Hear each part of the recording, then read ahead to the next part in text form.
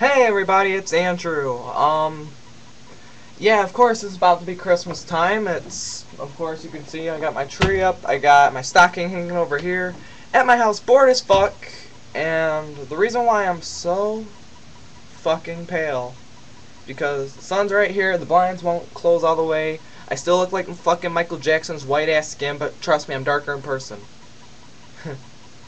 That's what she said. Um, I just wanted to say and talk about some things in the news today. Because I was randomly bored, my parents just left. So I'm technically home alone. Oh yeah, porn time. No, but I just wanted to talk about, I heard a wrestler died. August, fuck, I'm off track. December 4th, he died. And it was over a heart attack. A heart attack out of nowhere. He died of a second heart attack, according to what I've been researching for the past 2 days. That it was over. He went to sleep, he was watching TV, his wife came in, and all of a sudden, she said when she walked in, he was asleep, he was unconscious, he had his eyes closed like that, he had blood coming out of his nose, he was unconscious. He had a heart attack. They rushed him in to the hospital. They had to put him on life support. Some people saying he was brain dead. I don't think he was brain dead, but he was put on life support is what I hear. I don't know if that's just me or it might be true, or I don't know, because they haven't done the autopsy, of course, since it's been a couple of days since they done that. So nobody knows. And it affects me a lot because I was an amateur wrestler at one point. I've done the stupid shit, I've done WWE, I've done the real stuff where you just grab on hook, which all that shit I hate. But, like, it doesn't make no sense to me that almost every year a wrestler dies, and they never even reach the age of 40. Earlier this year, about, I believe it was March, Andrew Test Martin died. He died of an overdose, unaccidental. It was an accidental. He was taking his medication and he died. Just like that. Because it affects most of your heart and your respiratory systems and... I don't know, I'm not a doctor, but I'm just explaining what it can do to you. Your veins in your body, your muscles, everything, once you wrestle, it messes up your body. I mean, my knees are a little bit messed up from it because I've done about 8 years of it now. It messed up my knees, it's messed up my back, messed up my neck. But you just gotta live on day in, day out with it, because it's your decision, it's no one else's fault, and you just gotta live with it. I mean, you can't just sit there and just say, I'm gonna drop it. Right now, just like, let's drop it, let's just leave it. It just pisses me off because there's been over, I don't know, there's a lot of wrestlers that dies before the age of 40. Most of them die, what I've seen lately, either drug-related or non-drug-related, between early 30s to late 30s, almost hitting early 40s, like 39, 38, 37, 36, 35. Somewhere around there. And it pisses me off. It pisses me off because they could have took better care of their health. I take better care of my health. You don't see me seeing here, I'm gonna die. No. I know what I'm doing. I try to take care of myself. I do what I have to. And that probably led to Umaga's death. I mean, he was overweight. Everybody's seen that. His name was Eddie Fatu. He was, when he first came to the WWE, he was Jamal from 3 Minute Warning. His partner was I believe his brother or his cousin, named Rosie. And everybody knew him. He was Hurricane sidekick and everything from the past, 2003, 2002, 2004, 2005-ish. Around there. And it affected everybody.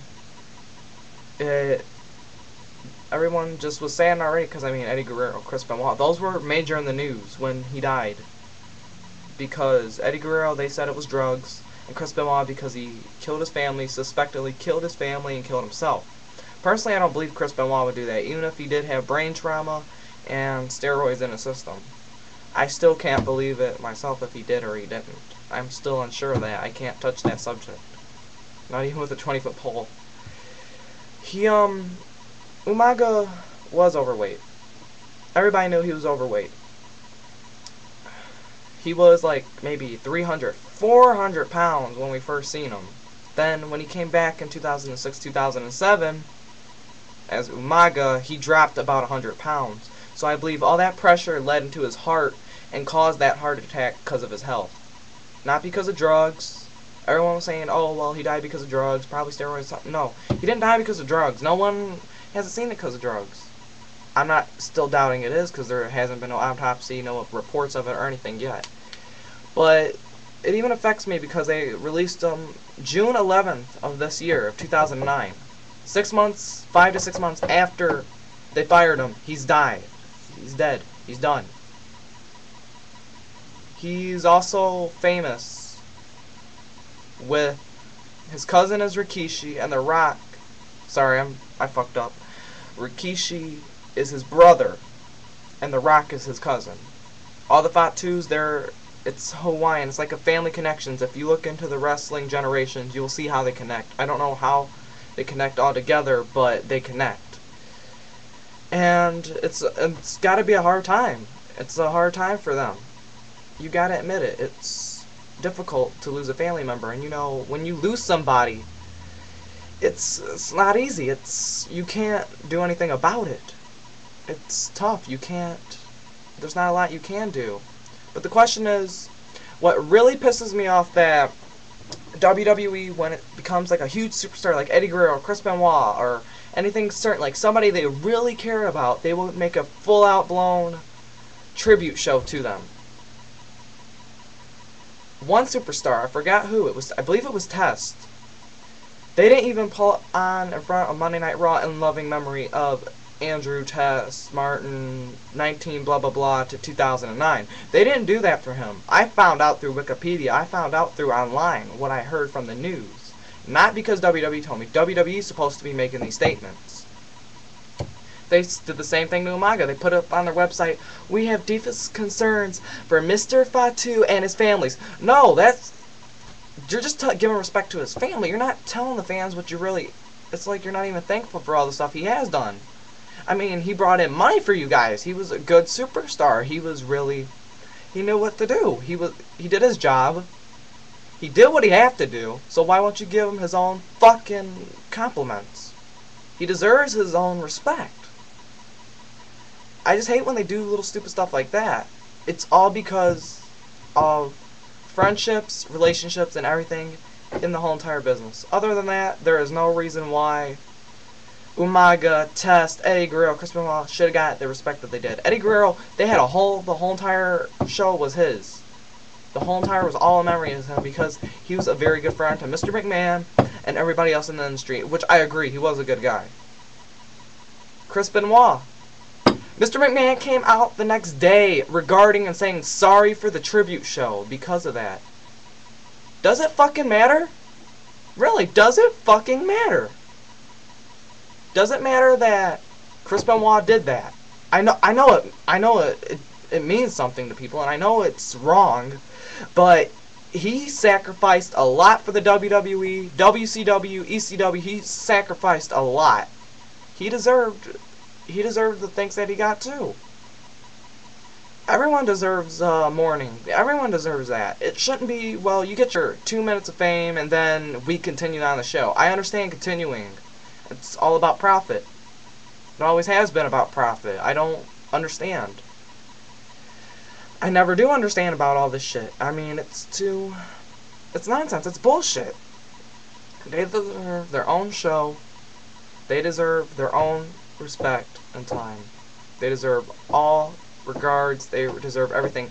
Hands down, they deserve everything they fucking worked for. They deserve a lot.